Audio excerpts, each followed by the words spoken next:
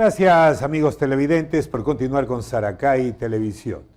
El tema electoral. Estamos ya prácticamente en una etapa en que se empiezan a escuchar ya nombres de precandidatos y, como se dice popularmente, empiezan a moverse las frutas. Así que hemos invitado al exdirector provincial del Consejo Nacional Electoral, el doctor Fabián Sotomayor, para hablar justamente del Código de la Democracia. Fabián, mucho gusto, bienvenido a Saracay Televisión. Muchísimas gracias, un saludo a la ciudadanía que nos está viendo por este prestigioso medio. Sí, Fabián, queríamos empezar con el tema de la reforma en cuanto se refiere a la distribución de escaños. Una vez que ya se ha producido pues, el proceso electoral, se han contado los votos, ya se sabe cuántos votos tiene cada agrupación política.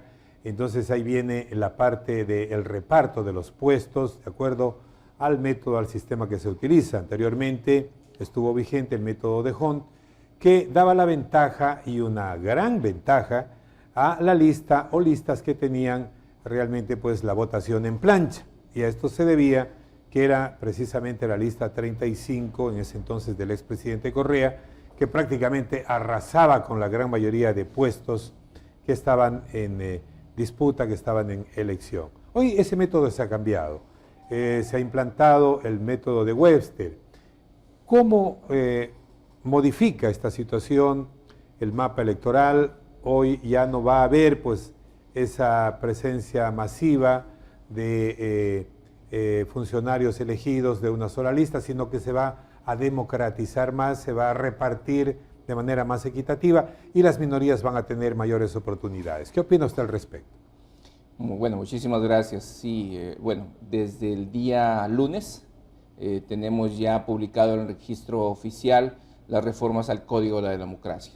Es decir, para la ciudadanía que lo entienda, desde el día lunes ya tenemos las reglas del juego para las próximas elecciones en el Ecuador, y eso implica tomar en cuenta por parte de las organizaciones políticas, por parte de la ciudadanía y por parte también de las instituciones del Estado, ciertas situaciones que antes no existían. Ahora, respecto a lo que es la asignación de escaños, y justamente cuando existen elecciones en donde se va a elegir candidatos pluripersonales, es decir, a donde se van a elegir dignidades como asambleístas, concejales urbanos o rurales, se va a tener otro método que ya ha existido aquí en el Ecuador. El método Webster se lo utilizaba para el cálculo de asignación de escaños de asambleístas de corte nacional, los asambleístas nacionales. Ahora, ¿qué sucede? ¿Qué diferencia tienen los dos métodos? Estos dos métodos son utilizados para distribución de poder político. Ahora, el método de Hont, con la experiencia que se ha visto, efectivamente trata de ampliar las oportunidades hacia las minorías. ¿Qué sucede ahora con las reformas actualmente? Al implementar el método Webster y también la ciudadanía, las próximas elecciones va a tener una papeleta de votación en donde va a elegir por lista cerrada.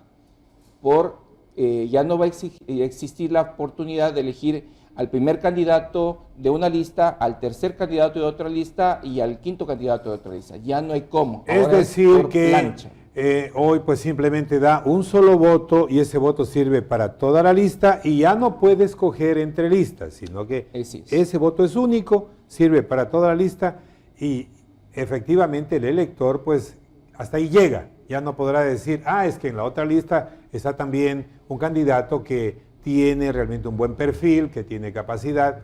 Se limitará el voto única y exclusivamente a la lista que habrá escogido inicialmente. Efectivamente, doctor, tal como usted lo dice. Los ciudadanos van a tener una papeleta, al menos para la elección de asambleístas nacionales y provinciales, solamente una casilla que es para elegir toda la lista. A pesar de que salen las fotos de los candidatos, solamente va a haber la oportunidad de elegir por listas. Esto, sumado al método de Webster, trata de fortalecer la presencia de las organizaciones políticas como tales. Porque lamentablemente con el método de Hont lo que se hacía era redistribuir a las personas que tenían una votación específica. Es decir, yo votaba por el primero y por el quinto, y a veces el quinto, como ha ocurrido ahora en las últimas elecciones y en anteriores también, justamente tenemos un consejo cantonal que tiene esas circunstancias, el candidato que estuvo al último de la lista entró. Y no entraba el primero o el segundo. Y no entra el primero y el segundo. Se daban entonces esos casos. Ahora las organizaciones políticas van a tener un análisis muy profundo de establecer un cuadro adecuado en el que tienen que poner a sus mejores perfiles. Ya no hay la posibilidad, y eso, como les dije, la normativa, usted lo especificó y lo narró muy bien, las leyes obedecen a realidades específicas y en momentos históricos concretos. En este caso, al momento de tener una experiencia ya en el que un método asignó muchas dignidades a una fuerza política como tal, lo que se quiere es democratizar el espectro político y dar un equilibrio político, al menos en lo que es elecciones pluripersonales. Ahora, tanto el método de Webster como la elección por listas va a fortalecer las organizaciones políticas como tales. Y como le dije y repito, las organizaciones políticas van a tener un serio trabajo al momento de establecer su lista. ¿Por qué? Porque tiene que agradar al electorado, porque tiene que ser de personas que van a tener votación, es decir, van a trabajar científicamente con encuestas, con perfiles de opinión, y sin duda ahora ya no se va a dar la oportunidad que lamentablemente se daba de poner personas que son a veces momentáneamente visibles políticamente, visibles socialmente, visibles mediáticamente, y ponerlas para que puedan arrastrar votos. Ya no hay cómo hacer eso. Claro.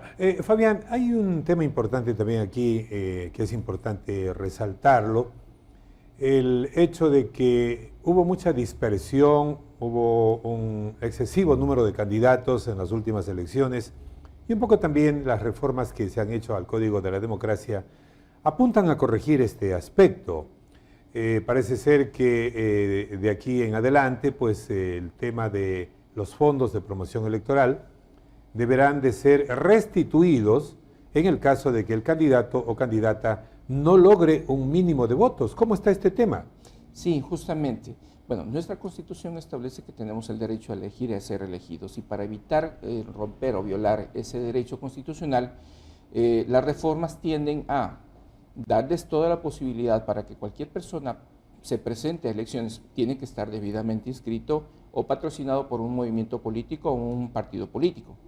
Esta persona o candidato que ingresa a la lida electoral, si es que no alcanza el 4% del registro electoral de esa circunscripción en donde fue candidatizado, es decir, el 4% de mi provincia, porque yo me lancé de candidato a asambleísta, por poner un ejemplo, si es que yo en la segunda vez que concurse, que participe, no alcanzo, tendré que devolver los fondos asignados por fondos de promoción electoral, es decir, el dinero que da al Estado, para que un poco se evite ese golondrinaje de personas que quieren hacerse conocer en una elección y a los 2 años sí lanzarse hacia otra candidatura. Eso promueve para que exista ya mayor seriedad y un registro constante de personas que estén activamente participando en los movimientos políticos. Eso fundamentalmente. Y además, Fabián, esto logrará pues de que ya no hayan tantos candidatos, porque efectivamente quien vaya a lanzarse pues tendrá que analizar bien si efectivamente va a lograr por lo menos el 4% de los votos.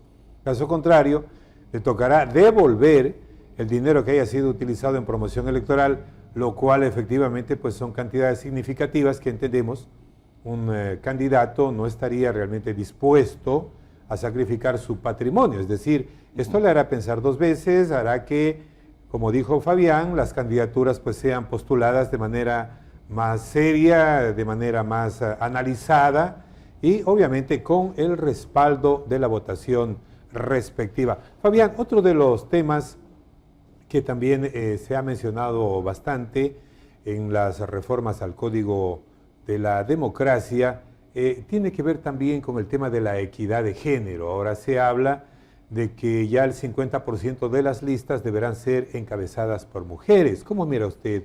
Nosotros como medio de comunicación le vemos como un avance significativo en el avance, valga la redundancia, en lograr esa equidad de género que es obviamente una meta de la sociedad. Sí, justamente las reformas al Código de la Democracia trata de ponernos a tono con lo que dice la Constitución. La Constitución dice que existe igualdad y sobre todo fomentar la representatividad de la mujer en todos los espacios, en este caso en el espacio electoral. Y al momento de establecer en las reformas la obligatoriedad de presentar encabezadas las listas por lo menos del 50% de pluripersonales a mujeres, sin duda pues da una mayor fortaleza para que actúen las mujeres, pero no solamente queda en ese aspecto.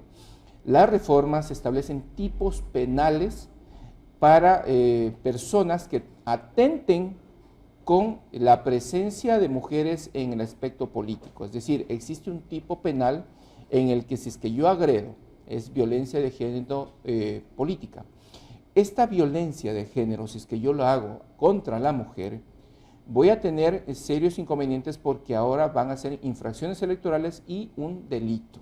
Si es que, supongamos, existe la presencia de una candidata, una autoridad, inclusive una mujer que sea simplemente dirigente, antes, durante o después de un proceso electoral, y si es atacada inclusive en redes sociales, con memes, con videos, lamentablemente injuriando a las personas, tratando mal por su calidad de mujer, pues las personas vamos a estar posiblemente cometiendo, quienes hagan eso, posiblemente estén cometiendo un delito que puede llevar a la cárcel y a una seria multa por parte del Estado.